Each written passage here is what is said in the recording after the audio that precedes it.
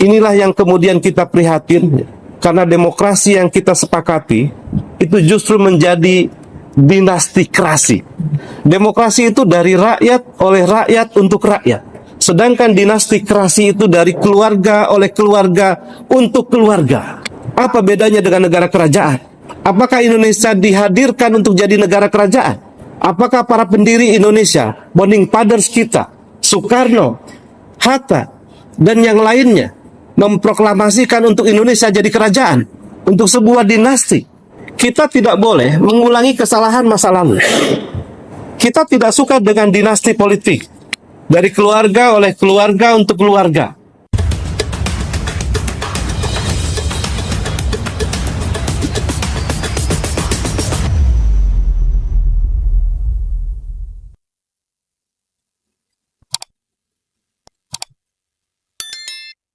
Masa depan Indonesia secara syariat tidak lagi ditentukan oleh tokoh-tokoh masyarakat yang ada di dalam masyarakat, tetapi ditentukan oleh segelintir orang yang menguasai partai politik. Ini adalah realita yang harus kita sadari. Ayo bangun dari tidur kita, ayo lari dari diam kita. Ini realitanya seperti itu. Dan kalau kita tunjukkan lagi lebih detail, partai-partai ini seakan-akan sudah jadi milik keluarga. Inilah yang kemudian kita prihatin, karena demokrasi yang kita sepakati itu justru menjadi dinastikasi. Demokrasi itu dari rakyat, oleh rakyat, untuk rakyat. Sedangkan dinastikasi itu dari keluarga, oleh keluarga, untuk keluarga. Apa bedanya dengan negara kerajaan? Apakah Indonesia dihadirkan untuk jadi negara kerajaan? Apakah para pendiri Indonesia, founding fathers kita, Soekarno, Hatta, dan yang lainnya memproklamasikan untuk Indonesia jadi kerajaan, untuk sebuah dinasti? Jawabannya jelas tidak.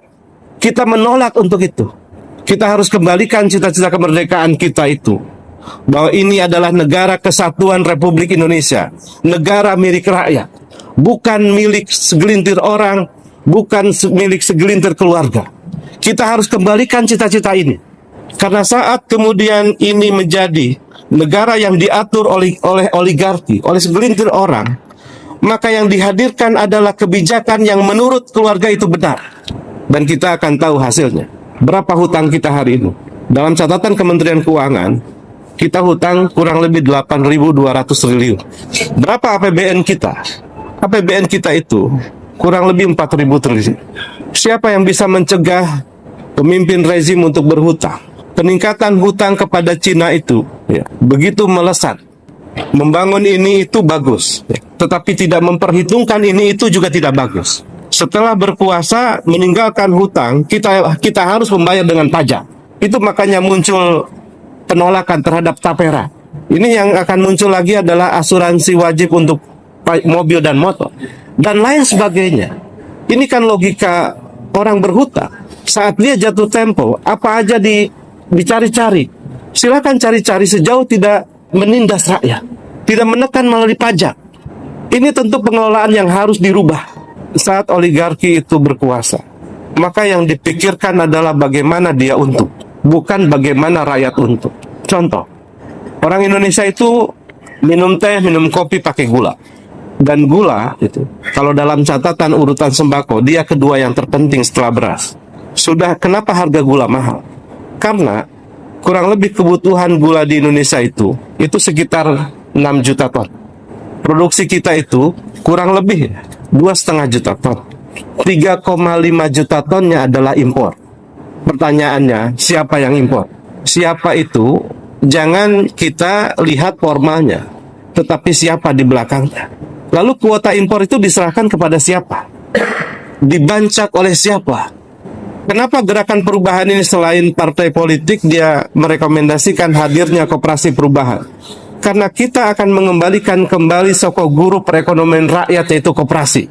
Kita akan mendudukkan kembali pasal 33 Undang-Undang Dasar 45 kita. Itu bukan pajangan koperasi. Pasal 33 itu tidak menyebut PT itu sebagai sokok guru, tapi koperasi. Kenapa koperasi penting? Sebab kita berharap berbagai kuota impor berkaitan dengan sembako diserahkan kepada koperasi. Ini salah satu agenda perjuangan penting di Partai Perubahan. Kita tentu berharap kalau diserahkan kepada koperasi, badan usaha milik rakyat, maka rakyat yang akan dengan bijak berapa mereka harus ngambil keuntungan, dan dia membuat mata rantai yang lebih pendek. Kalau tidak demikian, maka yang membancak keuntungan itu membuat harga di masyarakat semakin membengkak. Yang untung siapa? Yang buntung siapa? Rakyat pasti buntung. Bagaimana rakyat buntung? UMR rakyat itu kecil. Ada yang hanya di bawah 3 juta per bulan. Dan itu rata-rata di Indonesia. Kalau harga gula 15.000, yang harusnya mereka itu uang 100.000, yang tadinya mungkin dapat harusnya 10 kilo, dia bisa hanya dapat 5 kilo karena harganya jadi 20.000. Maka apa yang dikonsumsi oleh rakyat makin berkurang. Beras misalnya harusnya tidak boleh lebih dari 10.000. Sekarang beras medium itu kurang lebih 12 ribuan. Mungkin di sini ada yang lebih.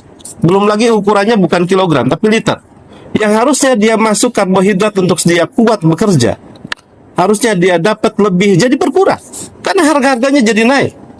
Belum lagi biaya pendidikan, belum lagi biaya kontrakan, belum lagi dan lagi uang yang dihasilkan per bulan oleh rakyat itu habis untuk bayar-bayar itu. Bagaimana mereka akan sehat?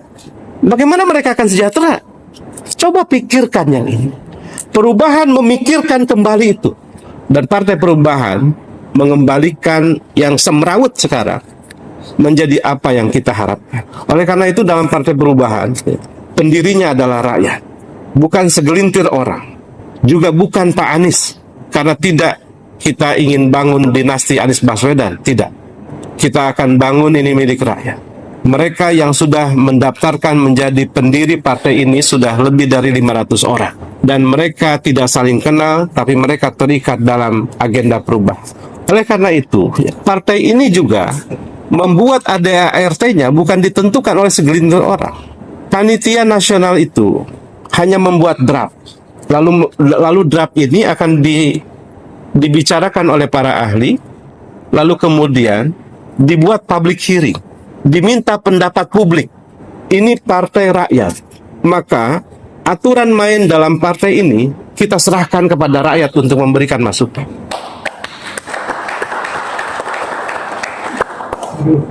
Lalu partai ini juga bukan kebijakan ditentukan oleh para elit. Apa itu perubahan? Tentukanlah oleh semua. Kami sudah meminta kepada seluruh daerah untuk sampaikan poin-poin perubahan itu apa. Kita akan buat namanya garis-garis besar haluan perubahan. Itulah yang akan mengikat kita.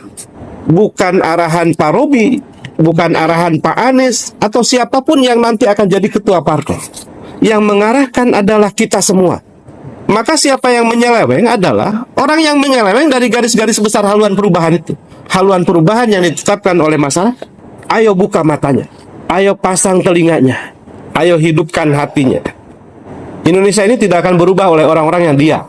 Maka jangan diam. Semua harus jadi tokoh perubahan. Tokoh perubahan tidak boleh di satu orang.